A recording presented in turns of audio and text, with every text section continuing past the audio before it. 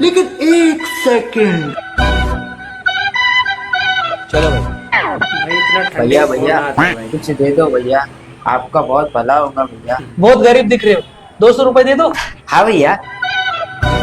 ये लो 500 रुपए। अरे भैया मेरे पास 500 रुपए के छुट्टे नहीं है, अभी अभी भीख मांगने निकला हूँ। ठीक है, तुम यही रुको, मैं भी 500 रुपए की छुट्टी लेके आता हूँ। काम कौन तेरा बाप करेगा? अरे साहब जी मैं कर दूंगा। हाँ चल ठीक है, मान ला जल्दी जल्दी।